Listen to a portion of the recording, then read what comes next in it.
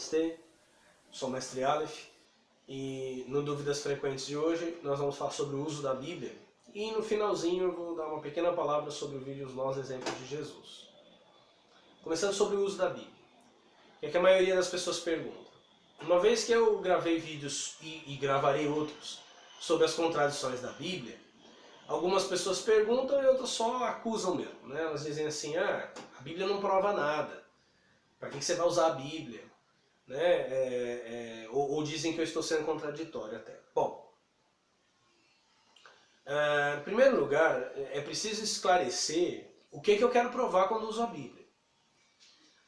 E eliminar mitos da cabeça das pessoas. Geralmente as pessoas que estudaram com Dan Brown, né, e companhia, elas falam assim, a Bíblia foi alterada, a Bíblia foi adulterada. Quando uma pessoa diz isso, você já sabe que ela está mal informada, porque ela pensa que a Bíblia é um livro. Não é um livro. A Bíblia é um conjunto de livros, que muitas vezes, por terem teologias contraditórias, né, diferentes, escritos em tempos diferentes, às vezes escritos em refutação um ao outro, naturalmente eles vão ser contraditórios. Mas às vezes você encontra essas contradições dentro dos próprios textos. Porque a maneira de se escrever livro na antiguidade era diferente de hoje. Se escrevia por pequenas unidades de texto, né, que eram chamadas de perícopes. Então, a Bíblia é um trabalho redacional. Os livros que compõem a Bíblia são trabalhos redacionais. Redatores, editores pegaram esses livros, né, melhor dizendo, um trabalho editorial. Né, eles pegaram esses livros, acrescentaram perícopes, organizaram essas perícopes e nos entregaram o livro. Mateus, Marcos, Jeremias, Isaías, né? Todos foram escritos da mesma forma. Quando se diz que a Bíblia foi alterada, a pergunta que se deve fazer é quem alterou? Quando alterou? Né? Para os protestantes foi a Igreja Católica. Só que a gente não tem uma Bíblia, ou os livros da Bíblia, de um período anterior, né, e que sejam diferentes daquelas de um período posterior, para ficar claro. Os manuscritos que nós temos do Novo Testamento, os mais antigos datam do século II, fragmentos. Livros inteiros do século IV.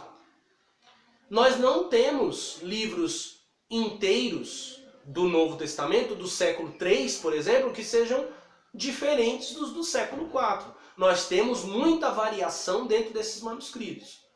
Mas nós não temos um manuscrito totalmente diferente para dizer, olha assim, tá vendo, esse manuscrito é mais antigo e o que foi feito depois foi uma alteração. Uma alteração para favorecer quem?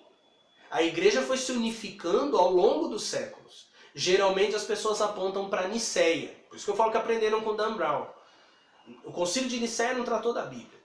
O Concílio de Nicéia também não tratou da divindade de Jesus. Essa é outra falácia. O Concílio de Nicéia foi convocado para que os bispos questionassem a heresia ariana. O que dizia a heresia ariana? Que Jesus era um homem? Não. Todos os cristãos diziam que Jesus era um homem. A questão é que Ario dizia que Jesus era um Deus criado. Um segundo Deus, que é uma doutrina bem parecida com a das Testemunhas de Jeová hoje.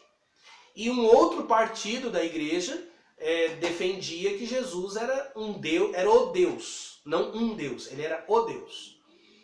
E a história de que Constantino quis unificar a igreja, ele quis unificar a igreja com o ponto de vista certo. Foi isso que Constantino fez.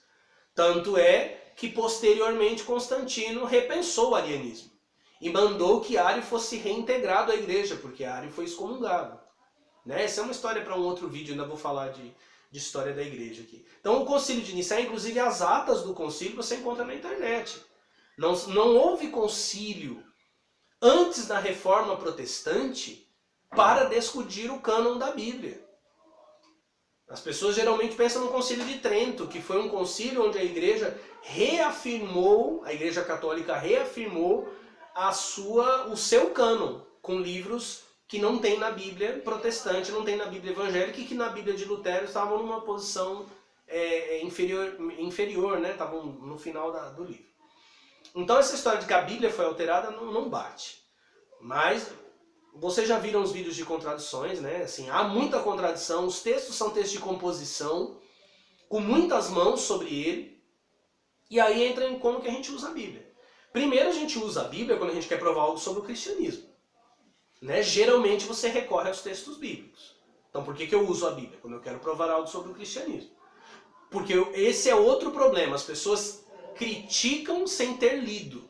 Elas leram em segunda mão, elas leram a opinião de alguém, do padre, do pastor, do imbromólogo, mas ele não leu a Bíblia. Ele não gastou tempo estudando a Bíblia. Ele leu a opinião de um crítico, de um ateísta militante, ele não conhece a Bíblia. Então, ele pensa que sabe o que a Bíblia diz, então preciso provar o que a Bíblia diz. Outra coisa para que a Bíblia serve é que, sendo um livro religioso, quando eu quero mostrar a unidade entre as religiões, que isso transcende a capacidade do texto bíblico. Isso transcende a estrutura do texto.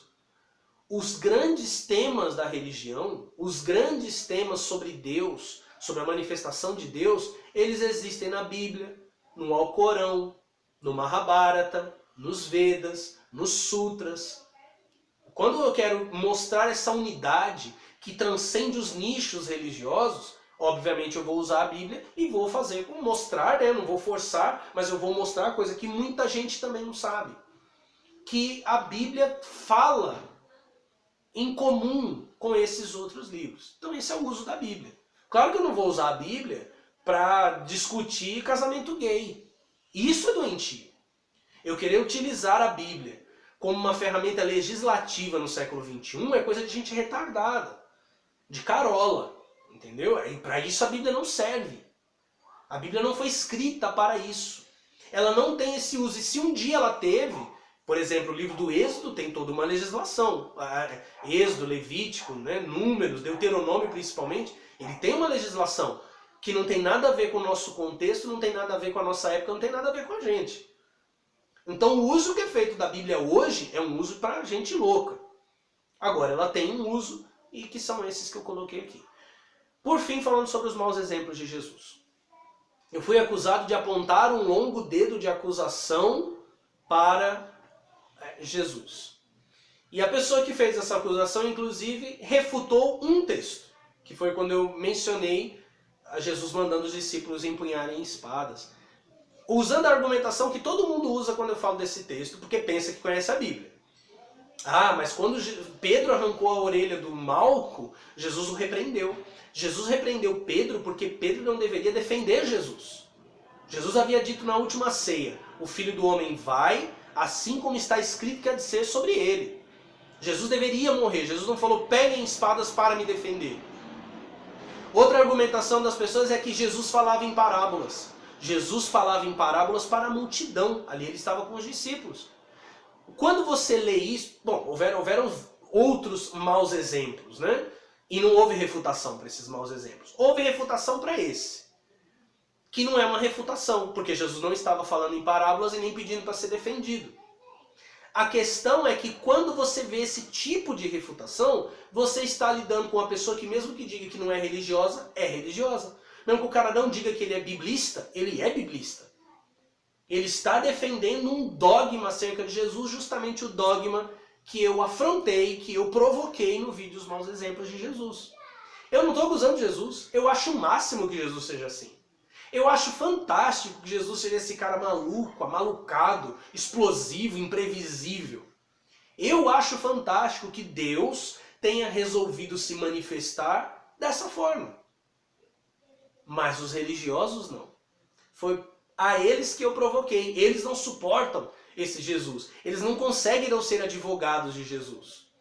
Eles não conseguem olhar para Jesus e falar assim, não, o imbromólogo, não, Jesus fez isso, mas você tem que olhar o contexto. Ah, mas Jesus fez isso, mas o versículo tal explica isso. Não explica.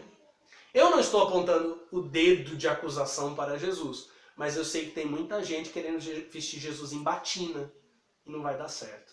Jesus não usava terno, não usava gravata, nem batina, nem estava com a Bíblia descascada debaixo do braço. Era um cara imprevisível, como Deus é imprevisível. Então eu espero que tenha ficado claro. Não esquece de curtir aí o vídeo. Se quiser comentar aqui embaixo, comenta. Pode escrever para mim, novoeon52@gmail.com. Aguarda que eu respondo, tá? E fica de olho no canal que tem muito mais novidade chegando aí. Um abraço, namastê.